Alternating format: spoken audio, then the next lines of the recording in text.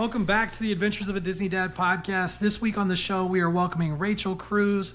Rachel is a New York Times bestselling author, financial coach, host of The Rachel Cruze Show, co-host of the Smart Money Happy Hour, and frequent host of The Ramsey Show. She also speaks frequently on money and marriage and has 2 children's books that teach kids about contentment, gratefulness in a very simple way, which is going to be really one of our themes for this episode, because we're going to talk about money, Disney, big trips, all those fun things, and there's probably not a better expert to talk about those things with than Rachel Cruze. So Rachel, welcome to the show. We really appreciate you coming on. Yeah, thank you for coming. coming. Thanks. Yeah, absolutely. Thanks for having me. It's so fun. It's pretty awesome to have you on here. My wife is really excited, so we're excited to have you. Oh, that's awesome. Well, tell her hello for me. Yeah, this Definitely. is great. Awesome. Rachel, thanks so much. We understand from our friend Christy Wright that was recently on the show that you are a little bit of a Disney expert. You've got a Disney trip coming up in the fall.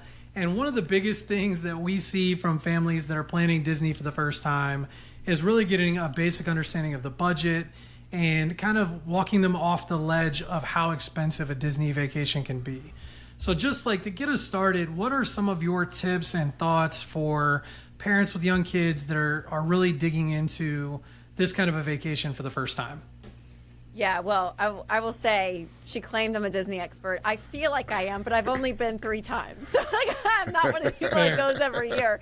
I feel like it's my beige flag. I put on a persona and I just run with it and I act like I know more than I do. So you guys are way more of the experts when it comes to Disney. But I can just tell you, from being somebody, I enjoy it. Like I enjoy the magic. I enjoy the rides, the experience. I mean, all of it is up my alley. My husband, give or take, he's like, it's whatever for him. So I do know with families, when I talk with families, specifically when we talk Disney, there's sometimes one spouse that's kind of the all-in spouse, and then there's one that's like, I don't know, we could take that same money and rent a house on the beach, right? They always give the other alternative. But I do think, there is a level of Disney that has this like nostalgia, right, to all of us. I think it's such a great trip. But I do think as well for parents, especially in today's world, just because of, I deal with callers and I talk to people every day and it's just tough out there. I mean, people are feeling, whether it's the rise of credit card debt, inflation, the housing market, like just the economy in and of itself is really tough. And so I do want to just release some pressure to families that like you can survive and not go to Disney World, right? Don't go into debt for it. Like there's wise ways to do this. And if your kids never end up going, they're okay. They're going to be in therapy just like the kids that went to Disney. Like everyone's going to have their stuff, right? So just release that. But if that is on your bucket list or that is a trip that you're like, no, we do want to take this as a family, then that's where you're like, okay, let's be intentional and plan for it and do it wisely and what's going to make sense for us. And what I like about it, or from what I've experienced, is kind of what you mentioned earlier, but you can have all different tiers of a Disney trip. I mean, you can go full on and stay at a suite at the Grand Floridian and do a VIP service and like fly, you know what I mean? Like you can go as big or as budget friendly, but you got to get the tickets and go into the parks. And so it does cost, right? I mean, there is a level of cost, but I think you can fluctuate what that looks like for your family. And even if it's just a day, we did that one time. The first time we went was just for one day at Magic Kingdom with our little girl. And it was great. And we didn't stay on property. I mean, we didn't do the full Disney, but she at least got a taste of it. And that was like a good kind of like, toe dipped in the water type thing. So I think there's all different levels of doing it. I think you just have to pick and be mature with your numbers and know, like, I don't want to get carried away. But also we want to enjoy our money. And if we have the ability to do it, let's do it. For sure. We've got a bunch of listener questions talking on a bunch of the things you just touched on. But there was really an interesting study, and it kind of talks about these tiers that you just talked about that came out from NerdWallet last week, where they said the average cost of a Walt Disney World vacation, and the example they gave was a family of 4, 7 nights, tickets, and 3 meals a day. And I just want to get what your reaction is to these numbers, because we as a travel agent, I deal with this every single day, so I have an idea what they are. But these numbers were, I'll save my reaction. So $6,463 for a value resort for a family of 4 for 7 nights and tickets, $8,912 for a moderate resort, and $15,559 for a deluxe resort, the Grand Floridian, the Polynesian, that kind of thing. Rachel, does that, I mean, knowing that you're dealing with people that are in this economy every day, does that surprise you? I mean, it's high for sure. I mean, I do think vacations in general post-COVID have all gone up, honestly, though. When you look at airline prices, hotel prices, anywhere you go, it's more expensive to travel. So honestly, the first number you threw out, I was like, okay, family of 4 for a week, like we can do this. And then of course it kind of starts going up and up and up. So I just, I kind of just know the averages where, the average American is. And for vacation, you're going to pay more. And again, regardless of Disney or not, there's, you can do Airbnbs versus hotels. Like you can drive instead of fly. Like there's definitely cook at home versus going out to eat every meal. Like there is ways around to make a trip great and still be on a budget. But in today's world, just like everything else, it's just more expensive. So in one way, it doesn't shock me. But as you talked about the $15,000, I was like, well, it's a heck of a trip.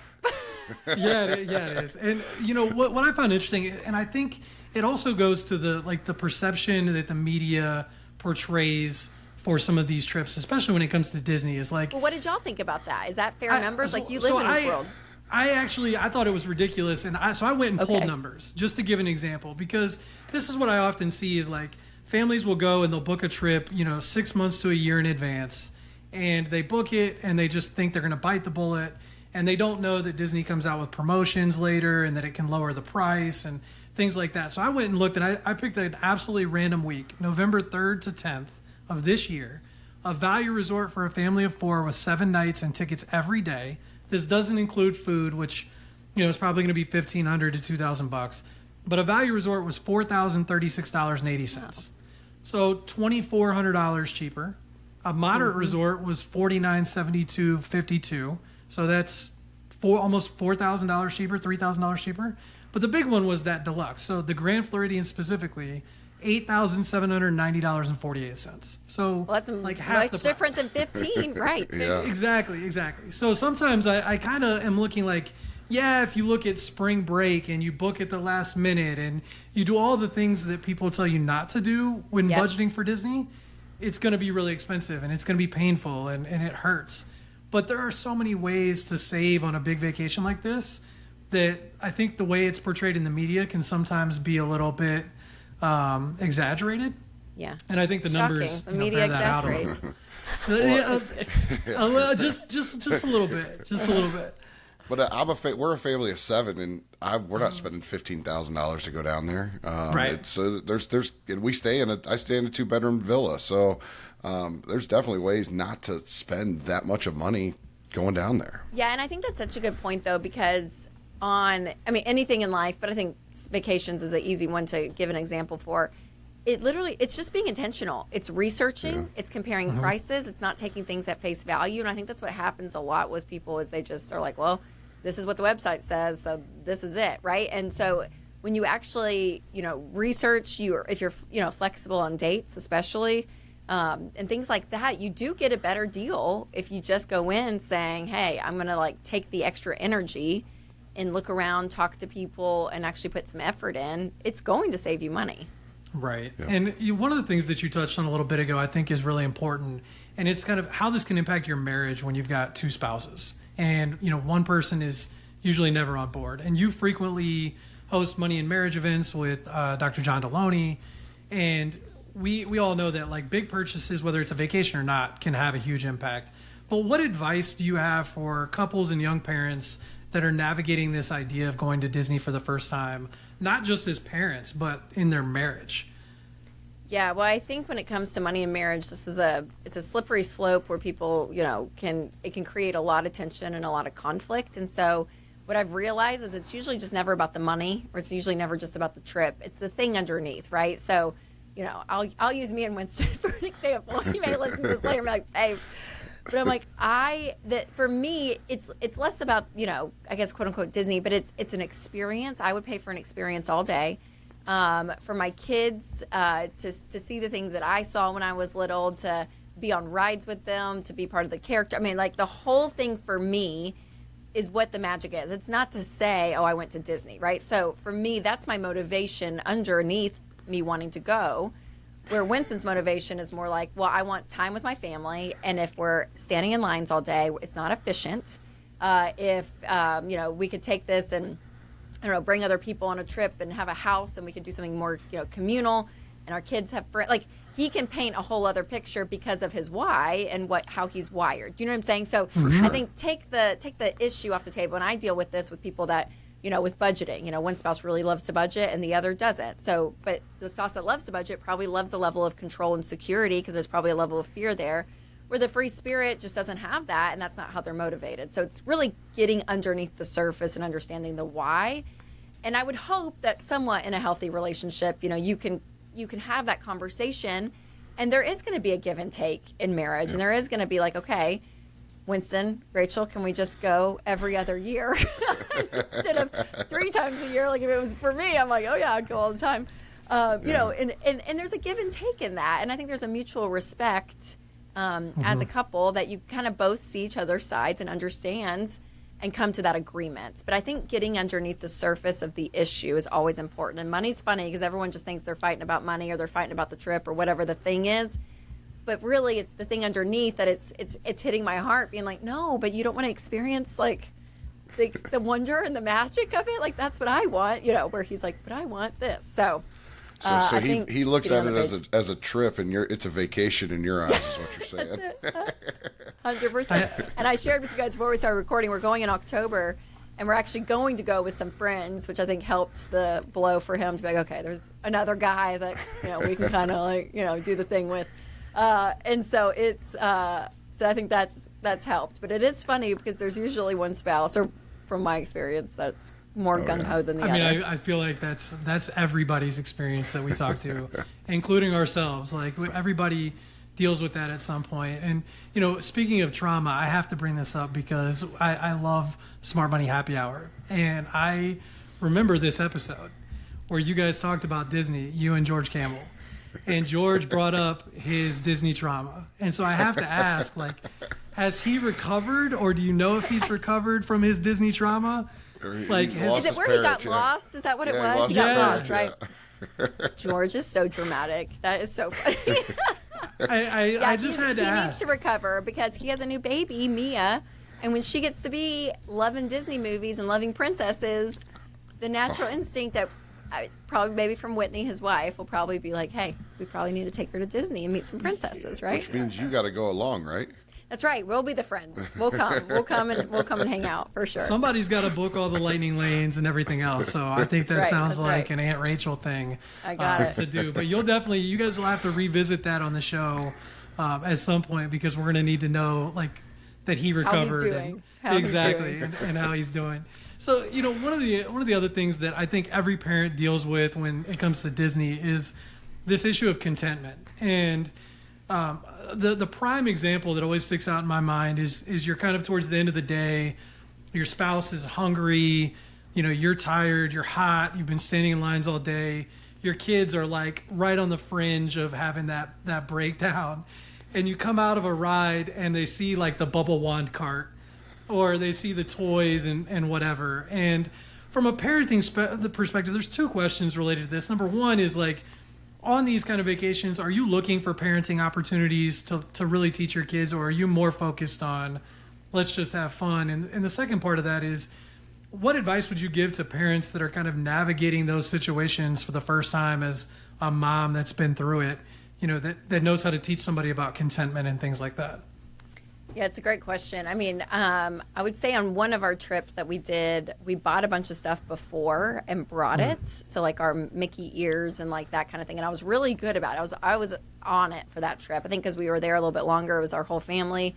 And I was like, okay. And I really planned it out well. And so when it got to those things, we kind of just passed them up. And I did. I was like, guys, you don't need it. It's going to break probably by the time we get to the hotel. And let's move on. Let's go do something else. And you can kind of like move them along, right? Mm-hmm. And then I went with Christy Wright, my friend, who was on your podcast. And her daughter was like, I want that frozen lemonade. Christy was like, sure. Yeah. Uh-huh. You want that? Christy had the bubble. Christy said a little bit of a yes day. She was a yes day. And I thought, and I talked to her, we were laughing because she's like, Rachel, just buy your kids the frozen lemonade. It's okay. And I'm like, but out of principle, I don't want to, So I had this like internal battle. And what I realized, and again, I don't want to speak out of privilege or this come off wrong by any means. But I did think, okay, an extra $100 for today, $100 would get, a couple of desserts, some frozen lemonades, a stuffed animal, a reasonable stuffed animal, a bubble wand if they like. It will do a couple of things, right, throughout that day or those 2 days. So I'm like, okay, for me, there is a discernment of we can do that, right, and we're going to be okay, and the kids are going to have fun. It's going to be a memory. And does the memory offset the lesson that has to be learned? And so I think as a parent, you have to discern it. Number one, if you don't have the money for it, if you didn't budget for it, then it's just a no. And that's an easy no of like, no, we're going to move on and all that. But if you're able to financially to give them these little treats, I think it's appropriate in certain times. I really do, because I do think it may add to the experience.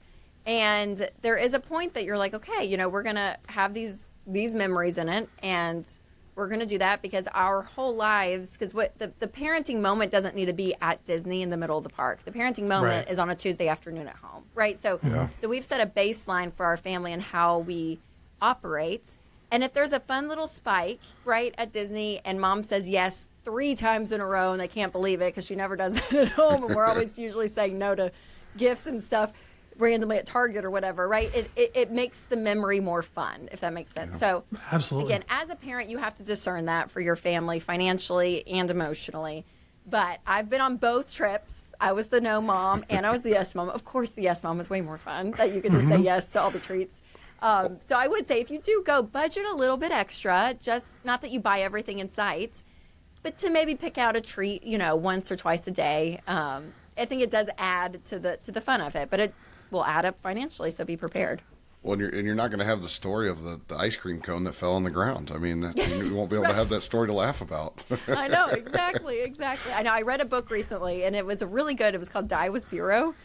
And it was a really interesting philosophy about, he was speaking in the book about how to basically, die with zero. And that doesn't mean you spend everything. That means if you're going to give your kids something, don't leave a big inheritance. Give it to them when they actually need it in life, like a down payment for a home or, whatever it is. Like, you can actually use your money while you're alive to help your kids, or if you're giving to charities, give while you're alive so you can see the impact happening and spend and enjoy your money. So anyways, it was a good book. I didn't agree with all of it, but some of the philosophy was good. And to your point about the ice cream on the ground, I'm like, there is something about the memory dividends, is what he calls it in the book, that money doesn't buy, in a sense. Like, you get to experience things, and that may be from a purchase of something in Disney World or just being there in general. But there is something priceless about having memories with your family. And again, you can do that at Disney, not at Disney, but it adds to the experience. And I think there's 2 different things you have to balance there too. Is number one, like making sure that you plan for these things appropriately and do put it in your budget, because where people seem to get the most stressed is when they found themselves overspending the last 3 days and they want to buy that one thing, but they've already blown their budget out of the water because they didn't expect things to cost so much or whatever the case may be. But they put themselves in a tight spot, and then it kind of exacerbates everybody's stress also, because everybody's already feeling a certain type of way after walking 20 miles for 3 days and being hot, all those stuff. But the other side of that is like, and I feel like I feel this a lot, and a lot of my guests do, is feeling comfortable spending money. And I think that's something that you talk about quite a bit on social media, is like, when you have it in your budget, and even if you're not, especially if you're not the spender of the family, like giving yourself the grace to actually spend money is a real thing. So those are the 2 things you have to balance, is like, if you've got the $100 in your budget and it's not going to kill you, spend the $100. Like, have the fun and do it, especially when you're planning these things out for like a year or whatever the case may be. You plan these things for a long time and you build them up in your head, and it can just become a bigger thing than it actually is, which is for sure. Yeah. And I think with anything, realizing that it's not going to change who you are, right? And I think about this, whether it's a purchase of a house, right, a big purchase, or a nice vacation. Like, I think we can believe as humans, oh my gosh, if I just had that, something's going to change within me and I'm going to be better somehow, right? And the only thing you leave with is memories, which I think is priceless. And I really do believe in investing in that with your family and all of that. But yeah, you're still you at Disney, and even magnified, the good and the bad, probably. Magnified sure. is the best way to describe Yes. it. Because everybody is on the polar edge of whatever it is that they are. Everybody's so there. excited, or we're so miserable. Yes, and you probably feel all the feelings. Like there's no question there. So, like, Rachel, as a mom, you guys are planning a trip here in October. When you think about Disney specifically, what are the things that are most important to you? We've got a listener question asking you some of your favorites, but like when you're sitting down with your budget and you're like, hey, I'm taking the kids, our 5-year-old's never been. Are you looking at the resort first? Are you looking at the pool, the location? What are your priorities as a mom? Yeah, so for me, I'm an efficient person naturally, so I want to be as efficient as possible when we're there. And we're probably we have not gone for a full week, so the max we're going is 4 nights. So even we're going to fly down there, Southwest to Nashville. Thank you, Southwest. Oh, yeah. And I'm not sponsored. I mean, that sounds like they gifted me flights. They did not. I just like their If they airline. want to, they're more than welcome to, That's right. right? That's right. If they want to be a sponsor, they can to our Disney trip. So I'm like, okay, if we can, if we're going to be there that day and we can check in at 3, we might as well fly in early and get a day in, So I'm looking at timeline a lot. I would love to stay at a resort that you can have the magic hours, because I did that with Christy, and when we went 2 years ago or 3 years ago, and that was great. Like, I felt a difference in the park when we were able to go through lines quicker. So those were the 2. Efficiency is my number 1. I'm like, how can we be the most efficient in the short amount of time that we're going to be there? So yeah, we don't do pool days or anything like that. I think because we don't stay long enough, maybe. I love it. Yeah. So for me, we are all in, and I know for our little one, he's 5, so I think Magic Kingdom will be a first good step. So I think we're going to do that the first day. My girls love Animal Kingdom. For some, I'm like, I mean, it's fine. I just didn't realize they loved it that much. So they really want to do that. So yeah, so I'm looking at efficiencies and magic hours, and when we get there and all of that. So that's my number 1 goal. Do as much as Winston possible. gets some time around the world with his guy friend going around the world at I know, Epcot. I'm hoping they need to. I know. Yeah, We'll let them go for a few hours. Well, get Winston a beer sponsorship or something to go with with the Southwest so that he can have a few drinks. When it comes to Disney with your kids, do you have, one of the listener questions we got is, what are some of Rachel's favorite rides, resorts, and restaurants?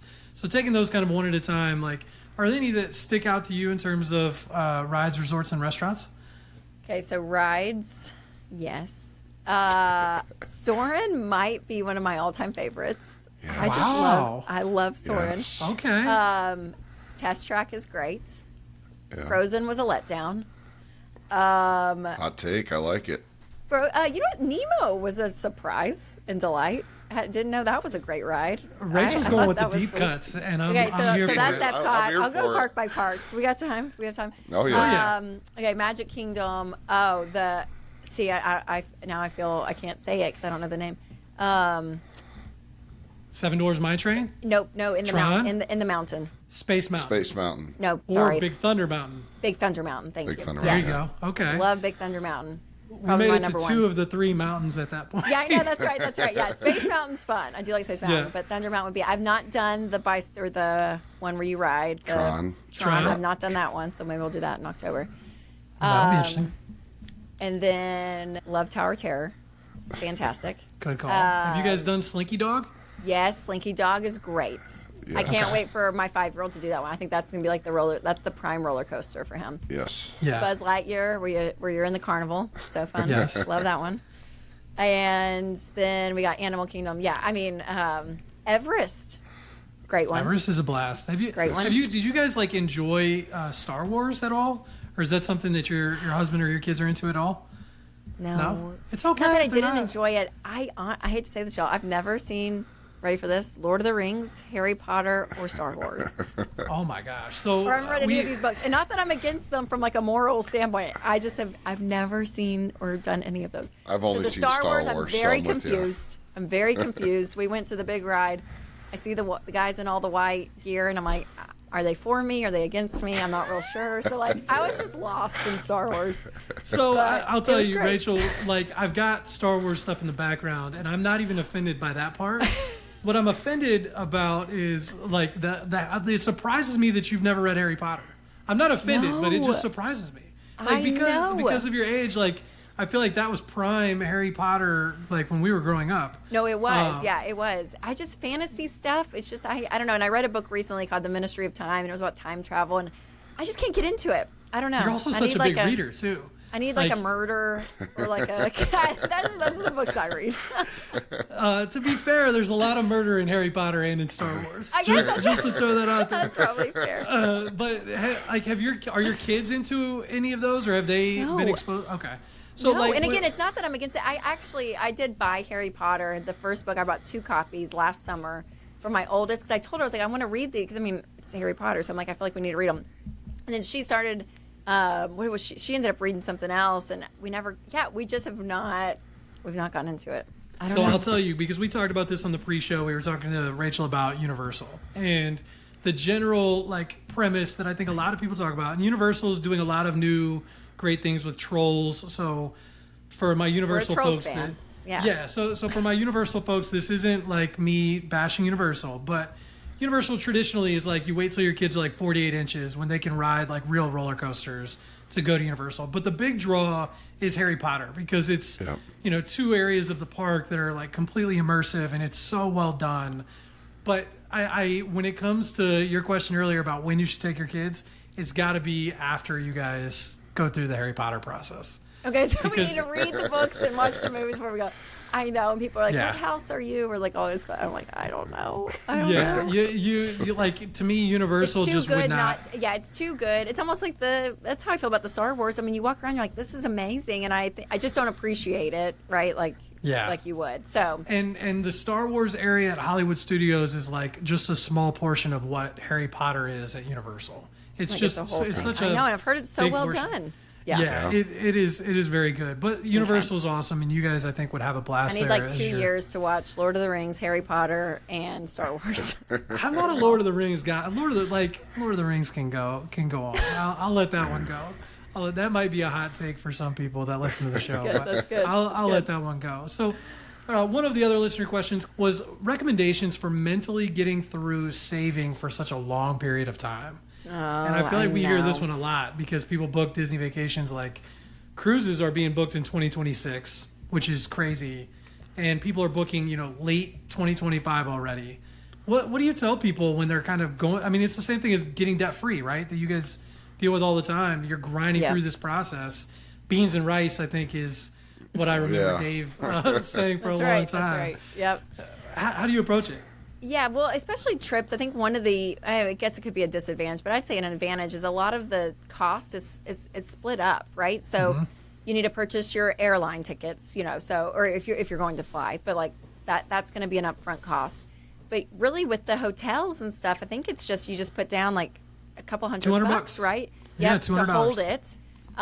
Tickets. I know. I mean, I bought them recently, and I think we're 2 months out. But I did that on a separate month. Like we kind of spaced out the expenses, if that makes sense, to help with that, so it doesn't all just hit. You don't have to have all $6,000 immediately. So I think that kind of is a snowball method in and of itself of how you're planning. So just knowing those time periods to be like, okay, we got to save up for this. Let's get that done.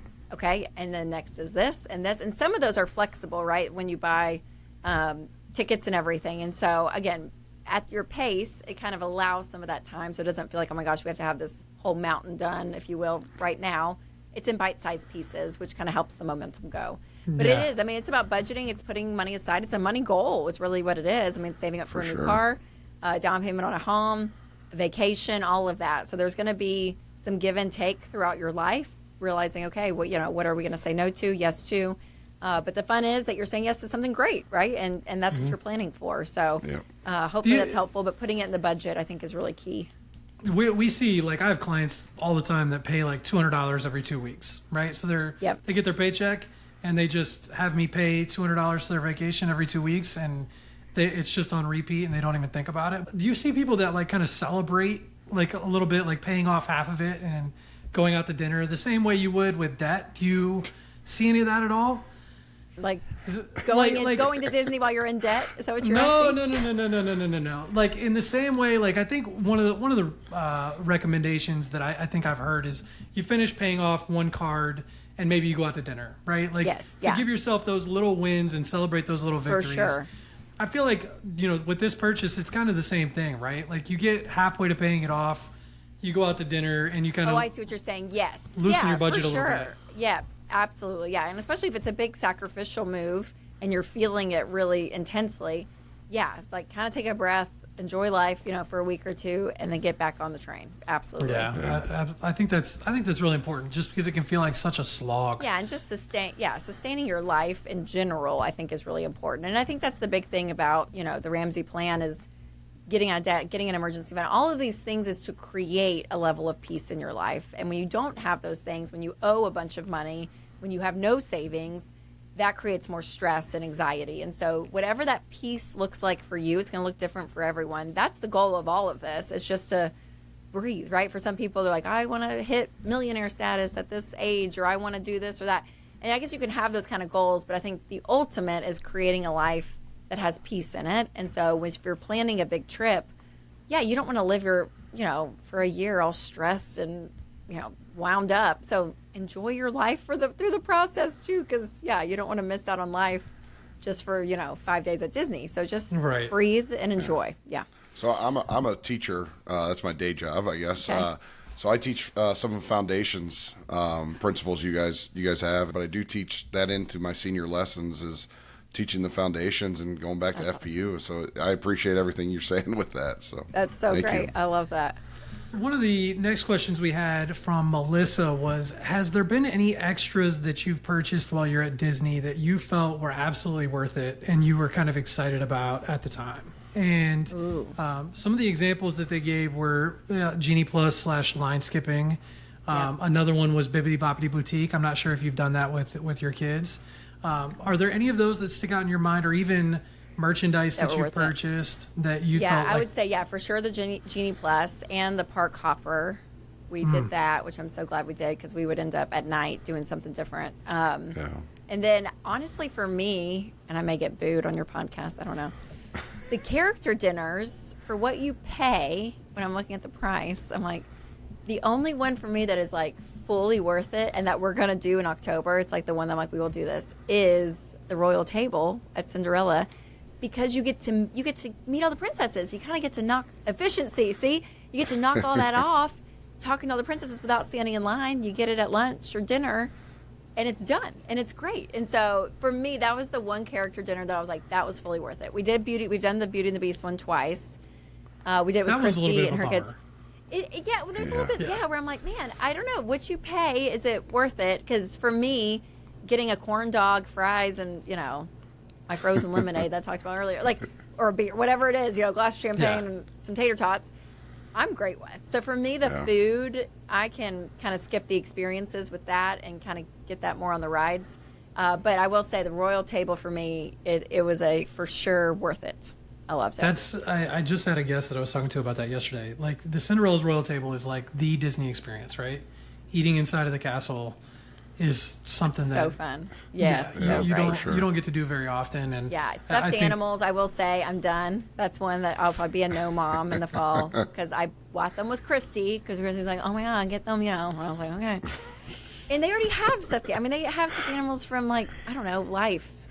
And after a while, I'm like, y'all, you never play. Like, this is not no. So they're hanging on a shelf. And they are. So no, I'm gonna say no to those. That's our bubble wands. We've got a whole chest full of bubble wands. Oh, do you? Yes. Oh my God. It's like a bubble wand cemetery. Well, in and my I garage. made my girls, because we got because on the Christie trip, I'm learning from my mistake. I didn't pre-buy everything like I did the first big trip. So there we are, buying everything at the park, and it is more expensive. So I did tell my girls, hold on to those, because we will reuse those in October. So I will not be buying those. I'm going to make one recommendation for you in terms of character meals that you probably couldn't have experienced when you went previously, just because it was closed. Is 1900 Park Fare, which is you get to eat. It's a fantastic meal. It's at the Grand Floridian. The meal is amazing, but they have Tiana, Mirabelle, and Cinderella are there. So it's a unique set of characters. Okay, yes. And it's really, really good food. And good so you guys food. should check that out. My wife said the food was the second best meal she had. So it was phenomenal. Yeah. All right. Aladdin spent probably 5 minutes with my kids, it was really cool. So great. Oh, I love that. Yeah, That's awesome. It's a fun one. Definitely check that out. What are some of your favorite ways to save money when traveling? Oh, that's good.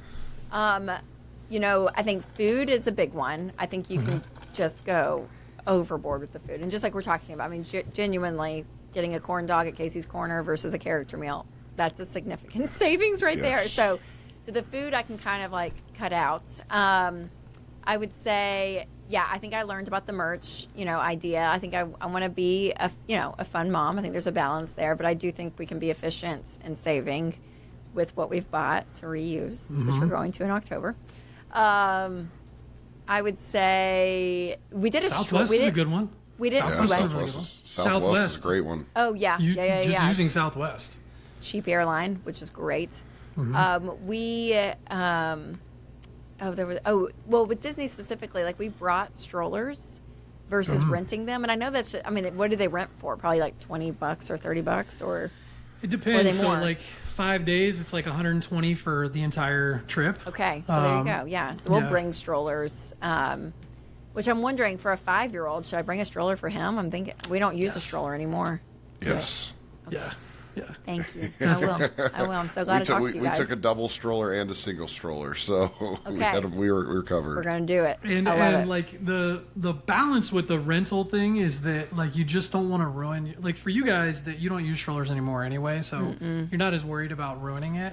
Like when you've got young kids and you invest so much money in a stroller, bringing it on the airplane can sometimes kind of counterbalance that cost. So you have to think about that a little bit. Yes, that's a great point. But never rent from Disney. Disney strollers are terrible. They're like plastic. There's companies that'll deliver them to the resort, so you don't have to worry about any of that stuff. And they're like nice strollers. They're really And nice ones, yeah. Like double strollers and do it. Yeah, like a double Bob jogging stroller. Yep. Is And you cheaper just to rent it. rent. Cheaper too. Yes. So if you don't want to Man, deal with the that's hassle good. at the airport, if you don't want to deal with it, I'm not just kidding. do That's that. a great.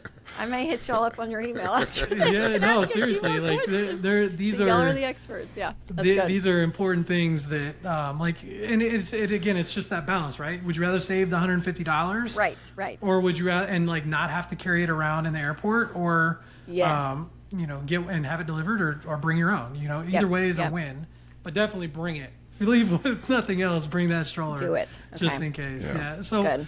one really, I think this was my favorite question that was submitted to us, and I feel like, Rachel, you guys do multi-generational trips and experiences with your family, which we're fortunate enough to all see on social media just because your family's in media and so on. But on a multi-generational trip, what tips would you have for people on handling boundaries? And I feel like this is a deep question, but it's something that I see a lot where the grandparents are paying for the trip, and so they feel like they have a little bit of control. It creates a little bit of a stressful environment because the grandparents are paying the bill and they want to do a certain thing. Parents and the kids maybe want to do something else. Like, what tips and advice would you have for people that are going on a more complicated trip like that, for having those boundaries and setting that kind of thing in a vacation? Yeah, I mean, gosh, that's a great question. I would say I would be less picky relationally with stuff if it's like a once a year kind of trip. I mean, I do know some people that their in-laws are in their life very closely, and it's a constant battle, and then you go on vacation and it's magnified, right? So if it is one of those things where the grandparents treat, once a year and all of that, I have found in life, the more kind of just easygoing and flexible you are to a degree, I think just kind of, again, it's not just being a peacemaker, but you can kind of let some things ride. I think as families, and especially if you have little kids, we experience this, like you're just more rigid, or we were, with like schedules and sleeping and all of that. So I do think there's a time and place to do what's best for your nuclear family on those big trips, but also remember, kind of give some grace and some leniency. It's just a week. It's a week, and what does that mean? So, yeah, we were on a recent trip, family trip, and it was fantastic. But, we found we had to set boundaries with our kids because me and a few other family members are some yes people. So we're like, yeah, y'all all sleep in the big bunk room and all that. And then about 4 days later, they're all in terrible moods because they don't sleep well. And then we're like having to try to separate. So I think setting yourself up for a longevity trip with family that's where I would set boundaries, like around sleeping, around eating, like those things that like these need to be consistent because it's going to be a better experience overall.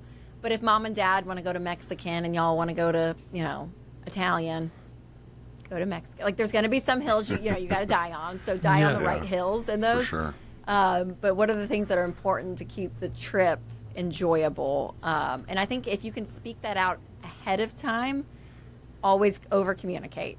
Always over communicate. So if you know ahead of time certain things you kind of need to be more particular, say it out loud for everyone, and I think it just helps in the process. I think that's great advice. That's a great the answer. last question I'm going to ask you is a fun one. Have you done Phantasmic and Happily Ever After? So the fireworks show at Hollywood Studios and Happily Ever After at Magic Kingdom? Or just one? We've done Happily Ever After. I don't think I've done the other one. No. Okay, so Phantasmic's got to be on. Your list is growing for your next trip. I'm going to add another day. Might be 5 days now. Yeah, if you can get the kids out for a late night, you got to check that's at out Hollywood Phantasmic. Studios? Yep, that's their nighttime show at Hollywood Studios. So I was going to ask you which one is your favorite, but you've seen one, so. But I will say, Happily Ever After, I liked better 3 years ago than I did in January. They changed the music. Something changed. So it was called Enchantment three or 4 years ago before they changed it. But Happily Ever After is what you're stuck with. Is it? Okay. That's great. Yeah, I'm going to go ahead and tell you, you might want to do a cruise, maybe do a land couple days and then go do the Disney cruise for a couple days. That. Okay. Because you're going to see all your characters then too. I know you enjoy That's so the true, characters. right? It's very efficient. They're Chip's on the cruise guy on our podcast. They won't get me on a boat to save my life, so I'll stick with the land-based vacations.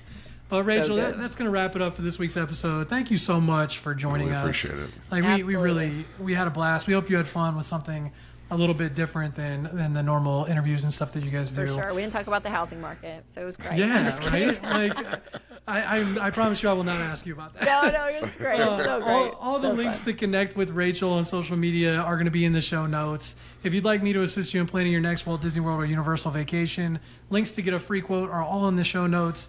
Our services are completely free to you. We charge you absolutely nothing, and we would love to help you plan a dream vacation, and we will see you in the parks.